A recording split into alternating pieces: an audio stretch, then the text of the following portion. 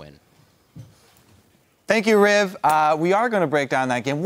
Congratulations again to TSM, by the way. Really impressive win. So that's going to be 2-0 for them, this split against CLG. And, you know, great pick bans, first picking the Lulu away. Great individual play, especially Bjergsen in the mid lane on that Zed, really bullying Link.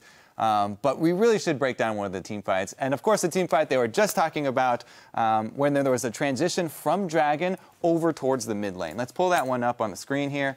And we'll walk through this one. Now, everybody remember how we started this? TSM did have the lead and gold. They had just gotten Dragon, and they were trying to make their way to defend the secondary turret. And CLG were deciding if they wanted to try and burn down the turret or actually go for this team fight. And it looks like they got caught in between. Yeah, they do still have Baron buff up at this time that they got off of a bad back from Doublelift. And so they get the Dragon, and then they start barreling towards this. They don't really have the inside track here, but you start rolling the clip out here, and you're going to see as they come up, Xmithie's behind them. They're going for a flank here, and Zion Spartan is off on the side. He thinks this is a good time to go in, and he does. Now, pause it here. Right now, Wild Turtle took no damage from that. He is sitting at full HP because Bloodthirster shield, and he immediately got the Lulu shield on top of it. Also, Doublelift is still putting his damage towards the turret. He is not a part of this fight. This is essentially a 3-on-4, and Aphromoo wasn't a part of it until just now where he walks up for a Howling Gale. Before that, this was all TSM, and Bjergsen is actually soloing Xmithie off on the side on that Rek'Sai. So this is not a good fight. Also, Link, he got chunked by eating a big one and A'd into a phosphorus bomb instead of away from it. So he gets chunked out. He walks straight into the big fray here.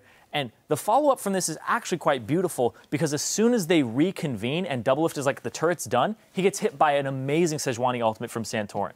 Yeah, the two main things you want to keep track of in this team fight are the two big AoE CCs from both teams. Zion Spartans, which has already been used, and Santorin's, which he holds on to until they regroup up, and then he gets that great AoE. The thing is, CLG weren't able to use Zion's ultimate effectively at all. Neither damage dealer, you know, gets to add much to this team fight. As you said, Doublelift is on the turret, and so that's why everyone's thinking, oh, there's no damage being dealt to TSM during this Kennen ultimate. Because there's a Sejuani sitting in front, and nobody's actually attacking. Yep. So we can continue to roll the clip out here, and you're going to see Santorin waits for it, and then he's like, oh, perfect. 3 people group up for that ultimate. Link still has Zhonya's Hourglass at this point, but he was chunked below half HP just from the get-go from Wild Turtle landing 2 skill shots back-to-back.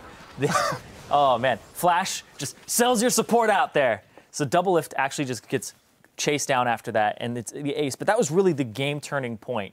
And what allowed that to happen was the Baron taken off of that one ward placed in the middle. Like, replacing your turret with a ward when you push up is so crucial, and a lot of people overlook that, but it's something that paid off immensely there.